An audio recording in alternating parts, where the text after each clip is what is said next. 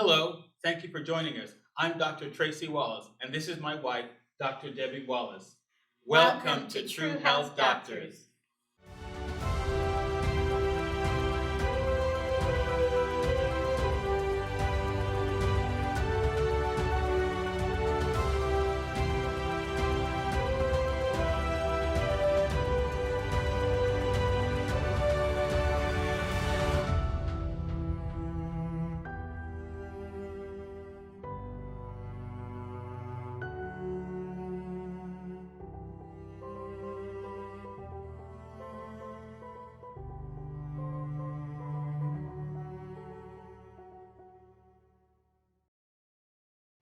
There are over 5 million people with dementia in the United States alone.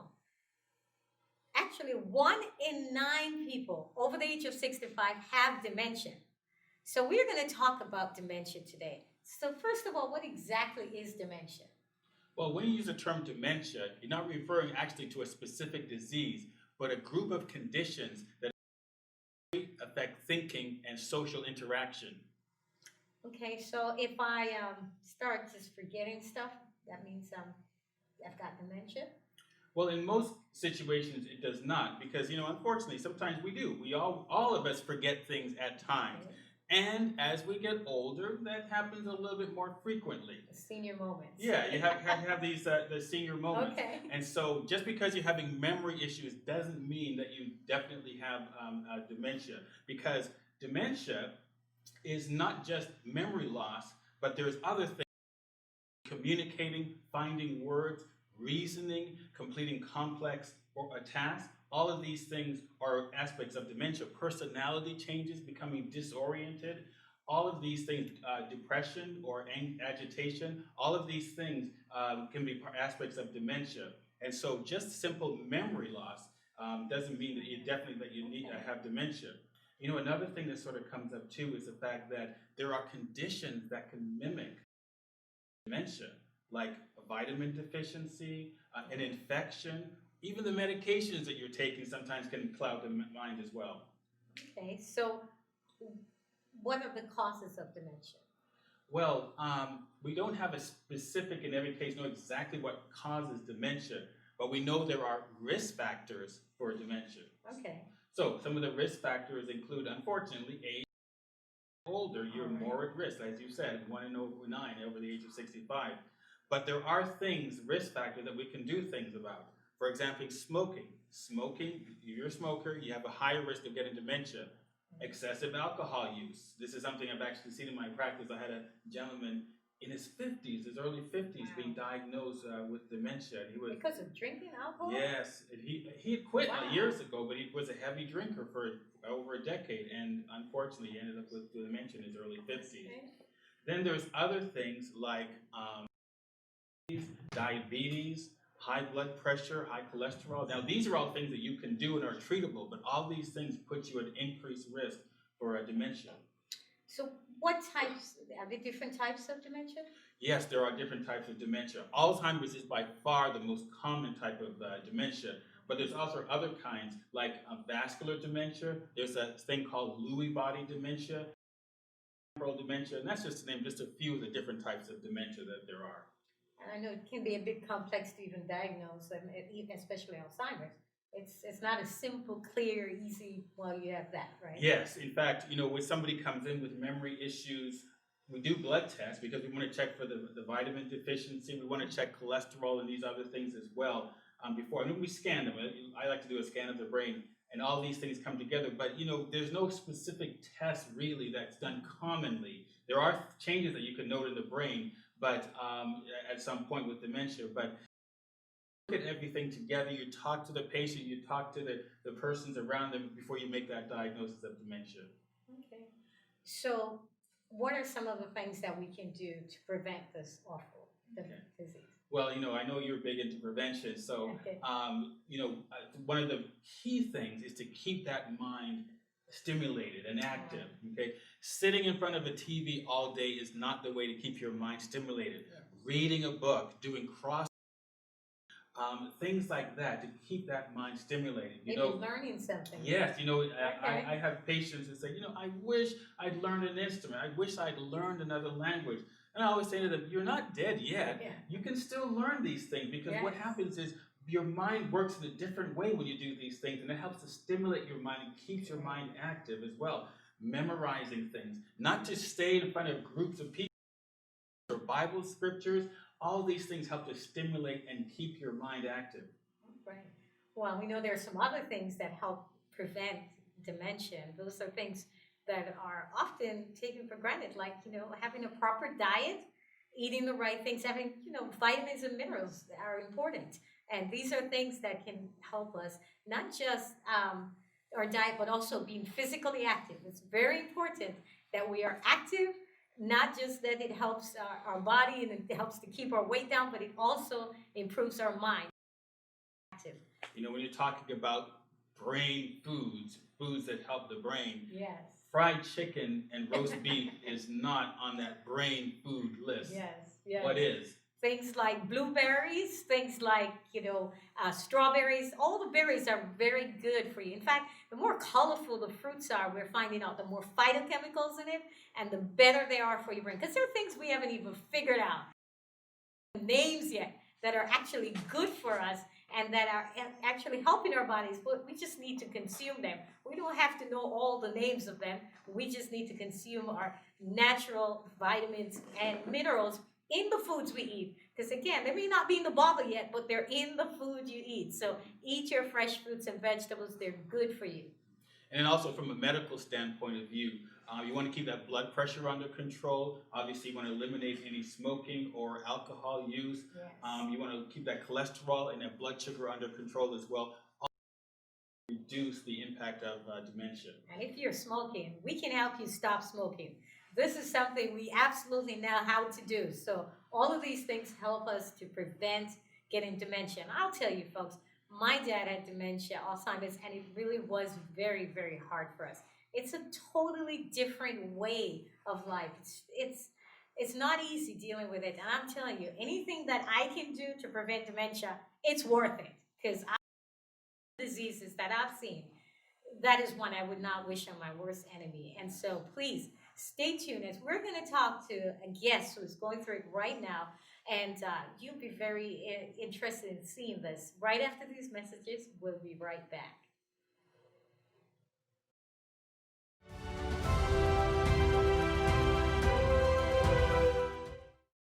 Welcome back. I'm here with a special guest, Shelley Chapman Hall. Thank you for joining us today. Thank you for having me. Now, you wrote a book, Dad's Got Dementia, Life After Diagnosis. Yes. Now, this isn't really your area of specialty, so what prompted you to write a book like this in the first place? Well, my father was diagnosed with dementia in 2010, and as we learned disease and all the effects of it, I thought that it would be a good idea to put all of that in print, everything that we have learned, because what I learned was that when someone is diagnosed, they just kind of send you home with a little bit of medicine, and there's no real guide to tell you what to do. So I always received a lot of inquiries about how is he doing, those sorts of things. And so I just decided to put it all in a book and just share it with other people. Yeah, as doctors, sometimes I'm really not getting a lot of information. Right. We're busy, we're under time constraints, and so a lot of times we'll give you the diagnosis and send you on your way, and unfortunately it's up to you to kind of muddle through everything that needs to be done. And so that's what this book is. It's kind of like it helps people, it kind of gives people an introductory guide. So, there was a lot of great little points and nuggets that you made in this book. You talked about being socially connected, and I like that term because it's for your health. Being socially connected helps your health. What do you mean by that in the book? Well, what I mean is that when someone is diagnosed with anything, we like to hide our loved ones away. And in this instance, when you have dementia or Alzheimer's, whatever you want to call it, you are kind of isolated. And my father, we noticed, thrived whenever he was outside, whenever he was and just, keeping him in his natural environment was important and beneficial. Yeah. No, you also talked about the whole family should be involved in this process. And you talked about don't be the weakest link. You talked about the fact that it's a commitment that's fueled by love. I love that statement, commitment fueled by love. It is. Could you break that down a little bit for me? Sure. Well, a good example is just coming here today. Today was my day to care for my father, and we share responsibility. So I needed Calvary because I needed to be here at a certain time. So all of us have to support because it takes more than one person to care for him, and we need fill-ins, and it's just a lot involved. So you don't want to be the weakest link, meaning you're unavailable, you can never step in. It takes the whole village. Yeah. I remember when I was in medical school and we were talking about Alzheimer's, and one of the things that really spent a lot of time was caregiver burnout. Right. And that is so easy to happen when you're dealing with something like this. And I think that's also obviously what you're talking about, getting everybody involved so that people don't get burned out. But you're saying don't be the weakest link. You don't want to be the one who just keeps dropping the ball. Right, exactly. Because like I said, it takes more than one person, and we have to rely on each other so that if it's my day to care for my dad, if I can't do it or I have other obligations, I need to pull in someone else to support. And additionally, my mother as well. So when you talk about burnout, we have to make sure she gets away. We've taken her on vacations. We have certain days of the week where she goes and she shops and does whatever she wants to do. So it's really just trying to keep us all at our best. Okay, that's excellent. Now, there was a couple of things that you spoke about that, you were thrown, basically, the impression I got, you were thrown into a whole world that you had very little knowledge of. That's correct. And you were literally just thrust. What am I supposed Put to do? us here. Yeah, it's like, and you have to defend your way. You talked about power of attorney. Just break that down for me, power of attorney. Well, we quickly learned that as we began to care for my father, and he was still pretty lucid during those moments, if we went to the doctor with him or if we needed to call the insurance company, we found out you have to have power of attorney.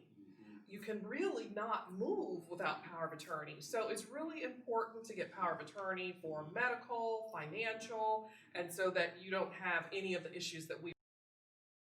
And I'm not a lawyer, really can't explain it legally, but power of attorney, basically you become the primary decision maker for that person. And so in matters of finance and health and those, you basically have the final decision. So it's a very trusting position. I love what you said in the book. Manage their money better than you manage your own. Oh, absolutely. I love what you said. Absolutely, because you're responsible for someone's well-being, financially or just medically. And you have to answer to, in my case, my other siblings, because you want to make sure that you can answer and honestly say you did the best that you could. Yeah. So definitely manage it better. I've seen where families get into a whole big fight about money because what happened to the money, these kinds of things, and so you're trying to be accountable so that nobody's questioning where did that happen, what that happened, and where did the money disappear to. And that can easily happen. So I just think being open about it and making sure that everyone knows what the plan is and just being responsible can eliminate some of those, What was kind of interesting about as you talking about money is that was kind of one of the first clues that something was wrong with what's going on with your dad, because obviously he managed his money very well. The payments weren't being made. Right. So and it was a major, issue because the house note wasn't being paid. And so my mother started getting foreclosure notices in, and my father said, "Oh, I'll take care of it. But he really couldn't pull it together enough to take care of those little things. And it was the car, and it was the electricity, and it was just on and on. So he did the best that he could until he couldn't do it. And you said something, if I remember correctly, almost like it was a relief when you kind of took that over, and he was kind of relinquished. Right. My father, he is a strong person. He's a big man. He's always been in control. And I could just see the difference when I said, "Dad, let me help you with this." And he just gave it to me. There really there weren't any questions. It was just take it and just, just a sigh of relief from him. Yeah. I tell you, one thing that sort of comes out in this book is you had a tight family. You had a good family because for everybody to come in, there was something good. And I was going to say this even at the end, but I'll say it right now. It's a testament to who your dad is. Oh, absolutely. But let me just tell you, it, we kind of fell apart. When something like this hits, it's everybody's scrambling. What do we do? So everyone's wanting to go in different directions. And then a few of us were in denial about the whole situation. So, but once we pulled it together, we had to pull our family back together to get. Well, we're having a great conversation, but we need to take a break. We'll be right back after these messages.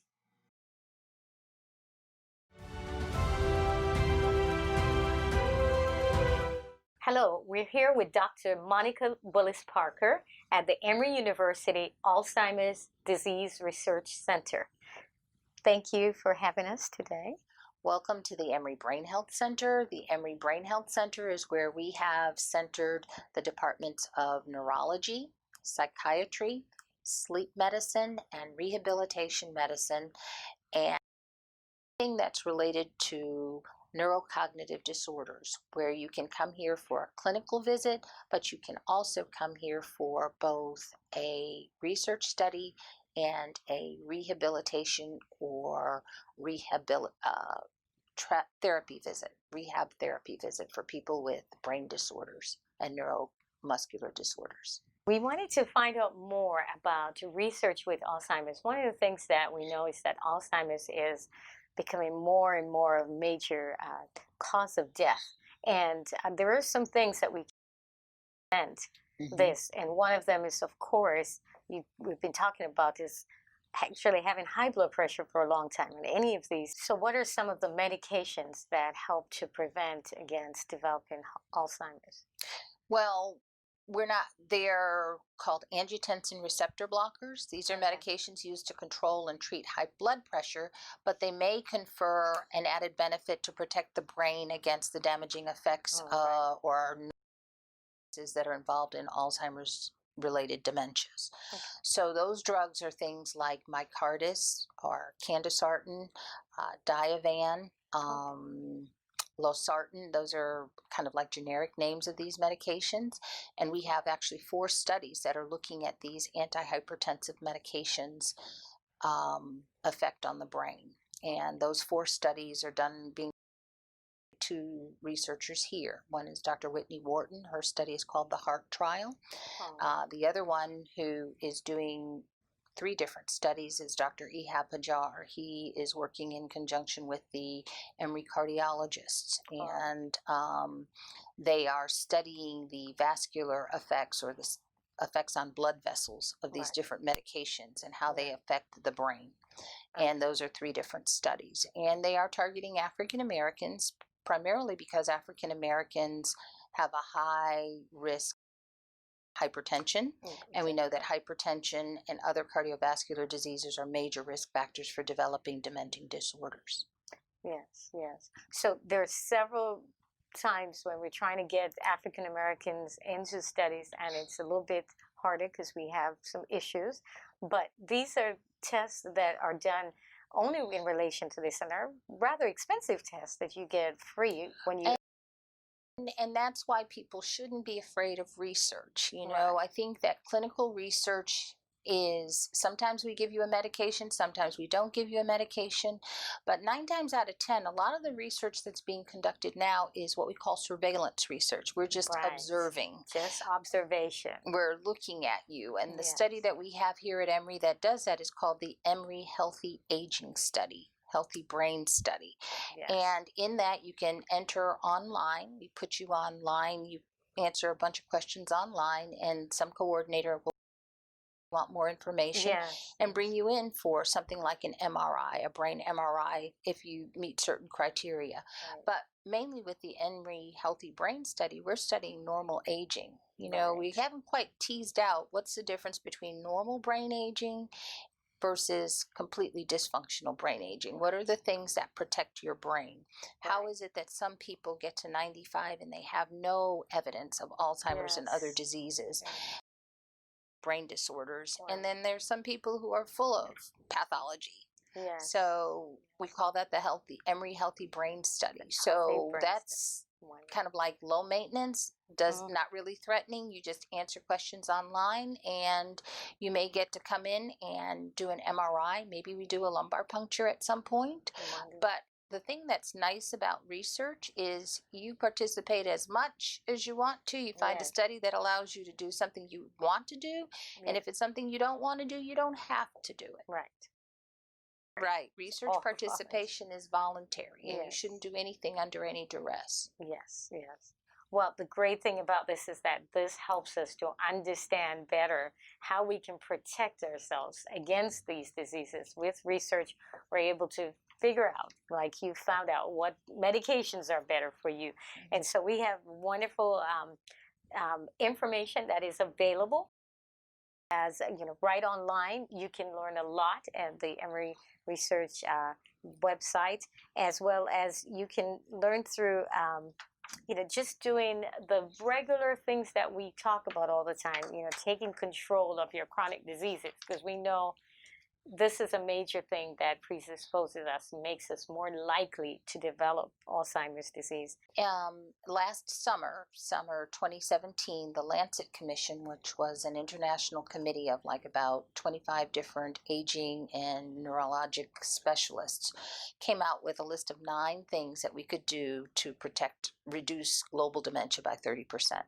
One of those 30%. 30%. Wow. The Lancet Commission recommends that number 1, you control chronic disease, high blood pressure, your diabetes, your cholesterol, exercise, keep a healthy body weight, body mass index of 25 or less, Good. remain socially engaged, to make sure that you complete as much of your formal education. We're looking at dementia as kind of like a life course disease. So Yes. the more education you can get earlier, like finish high school. Yes. Okay, a lot of people don't want to finish high school, but the more you learn earlier, the more neural tracks that you lay down. Check your hearing, get your hearing checked, maintain, normal sensory things. Sleep. If you get enough sleep, like we want you to exercise. Exercise is a big part of it. Daily exercise, 150 But a lot of times people don't think that sleep is important. Right, but that sleep is important. Sleep deprivation, sleep disorders impair your brain's ability to repair itself. So getting help with sleep disorder is a problem.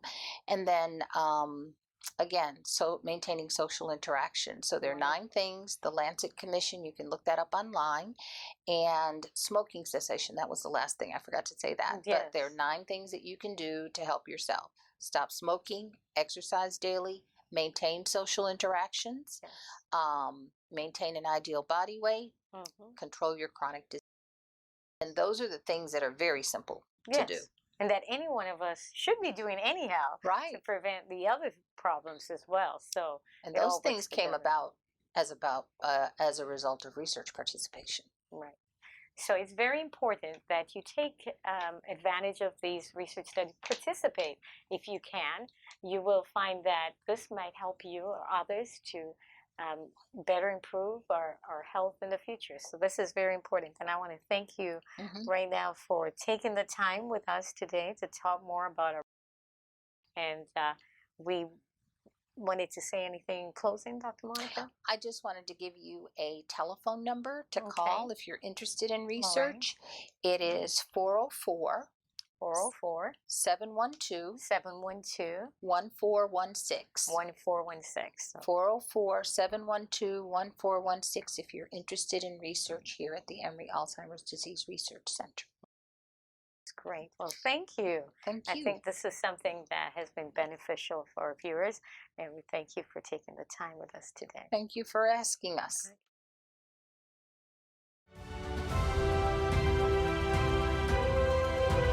Welcome back. I'm here with Shelley Chapman Hall talking about dementia. Now, as we were saying, that your family coming together and taking care of your dad really is a testament to who your dad was and is as a person. Right, and growing up, I never thought that all those lessons he was teaching us, he was strict on us and, family first and all principles would even come into play. But it's necessary right now because we were all brought up the same way, instilled with the same values. And so it's important for us to be able to get through this time as a family. Yeah. Now I want to shift gears a little bit and talk about DNR, because I remember you brought that up, the DNR. You said how it was a thorn in your side. It still is. Now for the audience at home, DNR stands for Do Not Resuscitate. And basically when a chronically ill person or a terminally ill person or elderly person comes into the hospital, I'd like to know if this person's heart was to stop beating. Do you want them to be resuscitated and their heart restarted? And as soon as they come into the hospital, sometimes that's one of the first questions that they like to ask is their DNR status. So tell us a little bit about that.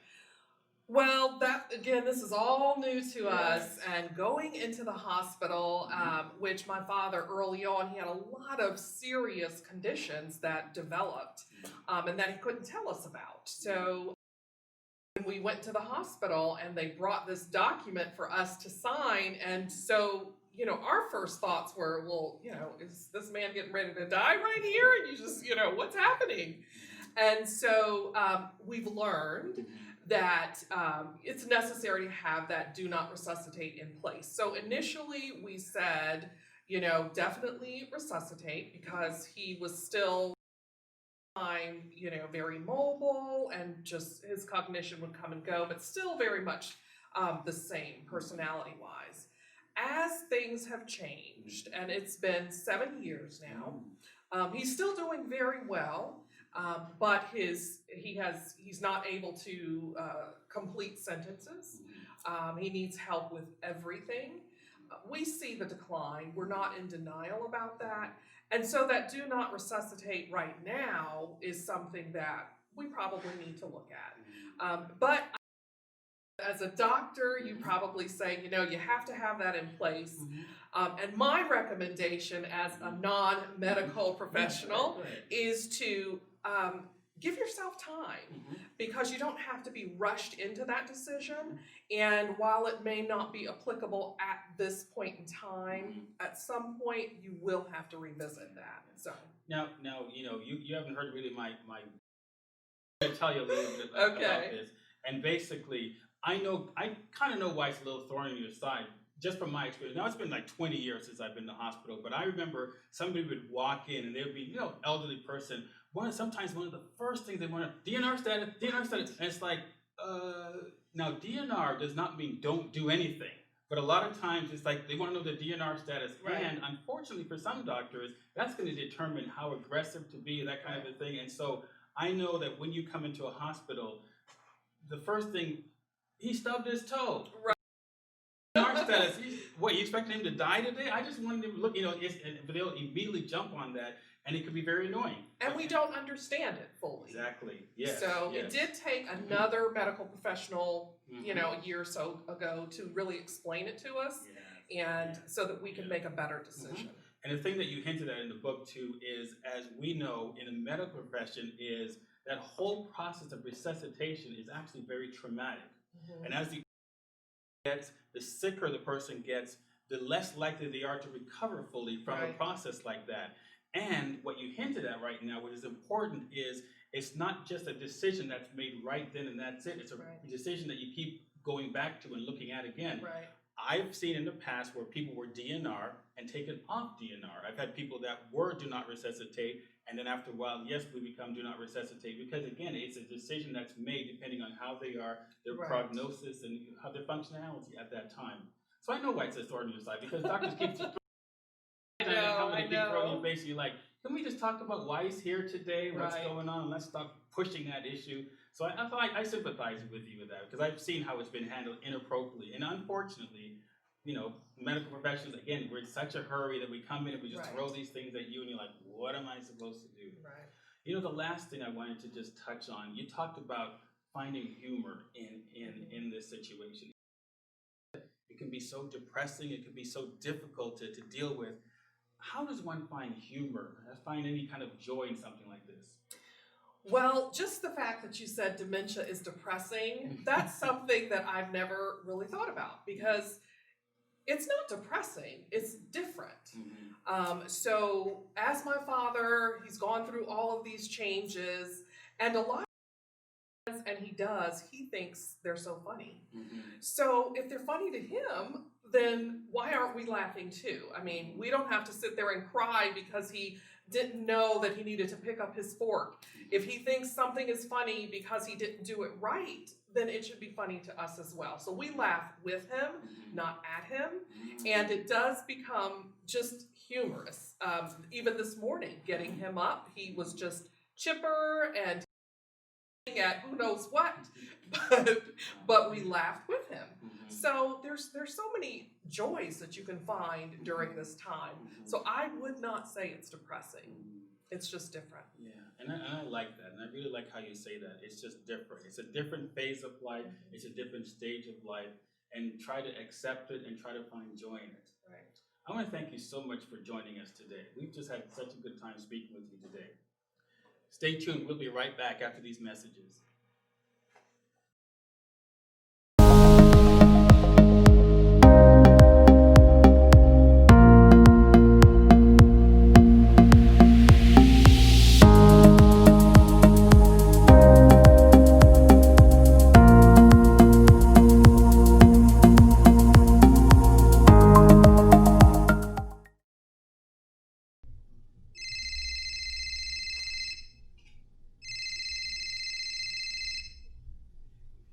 Hey Jazz.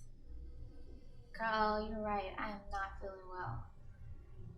No, you remember that pain in the left side? I think my abdomen on the left side I keep having. Yeah, I thought it went away too.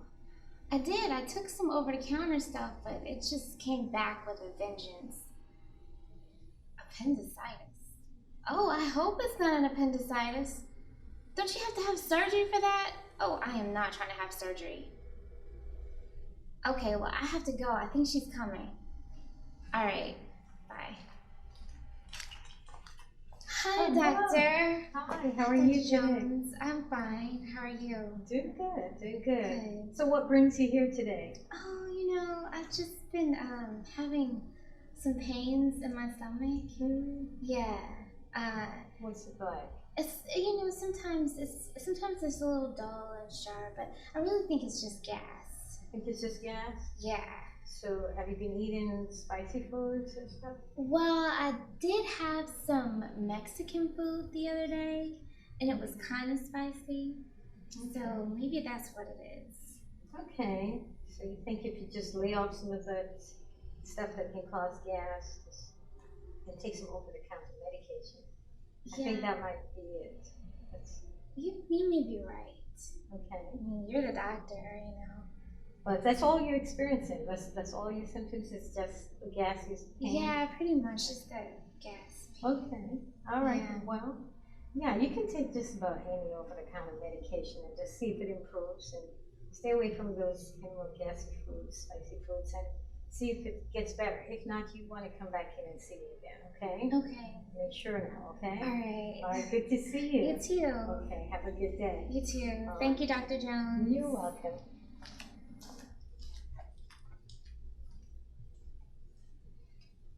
Hey, Jess. Yeah, I mean, I know, it's already over. Yeah, she just told me to take some over-the-counter stuff, which I could have told myself for free. Yeah, I just spent $50 copay and gas money to get here, and she just told me something I could have told myself. Yeah, I don't know. These doctors, I don't know. All right, I'll call you when I get home. Bye.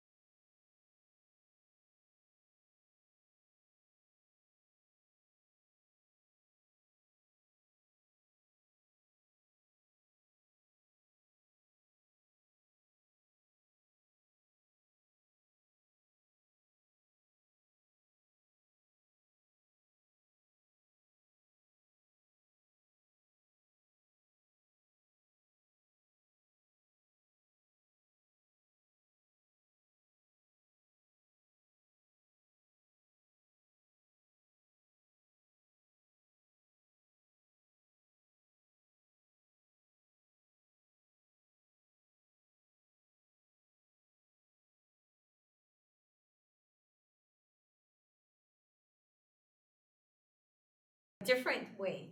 And so we, may take a little bit of getting used to it, and that's okay. And adjusting and having the right attitude is very important to your health. Because remember, the caregivers also have issues. A lot of people who are the caregivers after dementia, I know after my dad had it had such a toll on my mother. She became very ill. Very important that you remember the caregiver as well and support them and make sure that they're also getting the help that they need to get through it. So I hope that today has really been enlightening and that it has inspired you to make some changes, maybe get a little bit healthier to prevent dementia. And we want you to stay tuned for other episodes of True Health Doctors. I hope today we've been able to inform, inspire, and empower you to live a healthier life. And we'll see you soon on another episode of True Health Doctor.